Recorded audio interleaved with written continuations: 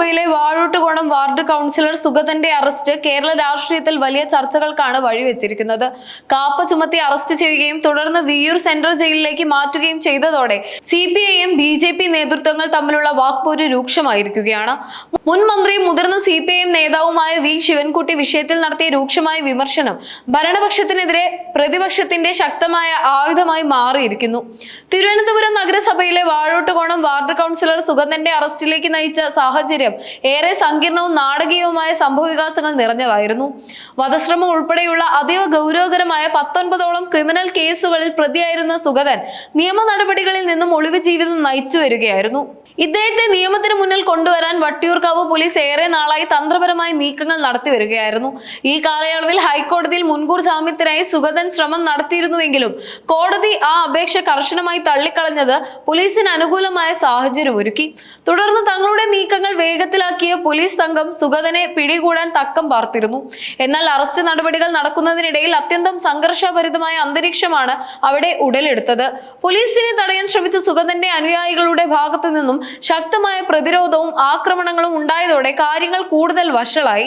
അക്രമാസക്തരായ ജനക്കൂട്ടത്തെ നിയന്ത്രിക്കാനും സ്ഥിതിഗതികൾ ശാന്തമാക്കാനും വേറെ മാർഗമില്ലാതെ സ്ഥലത്തുണ്ടായിരുന്ന SHOക്ക് ആകാശത്തേക്ക് വെടിയുതിർക്കേണ്ടി വരുന്നു എന്നത് സംഭവത്തിന്റെ തീവ്രത വർദ്ധിപ്പിക്കുന്നു. ഇത്രയധികം കേസുകളിൽ പ്രതിയായിട്ടും ഏറെക്കാലം ഒളിവിൽ കഴിയാൻ സാധിച്ചു എന്നത് രാഷ്ട്രീയ വൃത്തങ്ങളിലും പൊതുസമൂഹത്തിലും വലിയ ചർച്ചകൾക്കും ആശങ്കകൾക്കും വഴിവെച്ചിരിക്കുകയാണ്. തിരുവനന്തപുരം നഗരസഭയിലെ BJP കൗൺസിലർ സുഗതന്റെ രാജി ആവശ്യപ്പെട്ട് കോർപ്പറേഷന് മുന്നിൽ നടത്തിയ പ്രതിഷേധ മാർച്ചിൽ V ശിവൻകുട്ടി നടത്തിയ പരാമർശങ്ങൾ രാഷ്ട്രീയ കേന്ദ്രങ്ങളിൽ വലിയ ചർച്ചകൾക്കാണ് തുടക്കമിട്ടത്.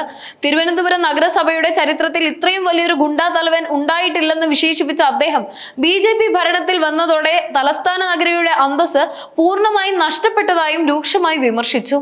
കോർപ്പറേഷനുള്ളിൽ സുഗതന്റെ നേതൃത്വത്തിൽ ആയുധ ശേഖരണം ഉണ്ടെന്ന് സംശയിക്കുന്നതായും ഇത് അതീവ ഗൗരവകരമായ വിഷയമായതിനാൽ പോലീസ് അടിയന്തരമായി അന്വേഷണം നടത്തണമെന്നും ശിവൻകുട്ടി ആവശ്യപ്പെട്ടു.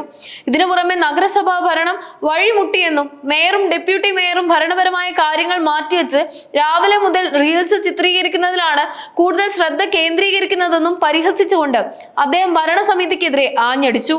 CPIM ജില്ലാ സെക്രട്ടറി V ജോയിയും മുൻ മന്ത്രി KN ബാലഗോപാലും വിഷയത്തിൽ BJPക്കെതിരെ ആഞ്ഞടിച്ചു. കേരളത്തെ ഉത്തരേന്ത്യൻ മാതൃകയിലുള്ള രാഷ്ട്രീയ സാഹചര്യത്തിലേക്ക് തള്ളിവിടാനാണ് BJP ശ്രമിക്കുന്നതെന്നും ക്രിമിനൽ പശ്ചാത്തലമുള്ളവരെ സംരക്ഷിക്കുന്ന നിലപാട് BJP അവസാനിപ്പിക്കണമെന്നും അവർ ആവശ്യപ്പെട്ടു. സുഗതനെ പുറത്താക്കിയില്ലെങ്കിൽ കോർപ്പറേഷന് മുന്നിലെ റിലേ സത്യാഗ്രഹം ആരംഭിക്കുമെന്ന് CPIM പ്രഖ്യാപിച്ചിട്ടുണ്ട്. മറുഭാഗത്ത് BJP നേതാക്കൾ ആരോപണങ്ങൾ നിഷേധിച്ചു. സുഗതനെതിരെ ചുമത്തിയിരുന്ന കാപ്പ നടപടി രാഷ്ട്രീയ പ്രേരിതമാണെന്ന് BJP ജില്ലാ പ്രസിഡന്റ് കാരമന ജയൻ ആരോപിച്ചു.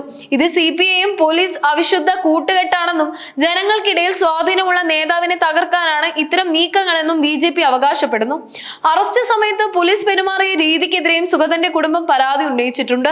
BJPക്ക് നിർണായക സ്വാധീനമുള്ള തിരുവനന്തപുരം നഗരസഭയിൽ ഈ വിവാദം ഭരണസ്തംഭനത്തിലേക്ക് നയിക്കുമോ എന്ന ആശങ്ക ശക്തമാണ്.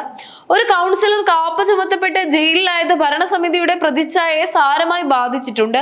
23-ാം തീയതിക്ക് മുൻപ് സുഗതനെതിരെ നടപടി എടുത്തില്ലെങ്കിൽ പ്രതിഷേധം കൂടുതൽ ശക്തമാക്കാനാണ് ഇടതുമുന്നണിയുടെ തീരുമാനം. തിരുവനന്തപുരം നഗരസഭയിലെ ഈ സംഭവം കേരള രാഷ്ട്രീയത്തിലെ ധ്രുവീകരണം വ്യക്തമാക്കുന്നതാണ്.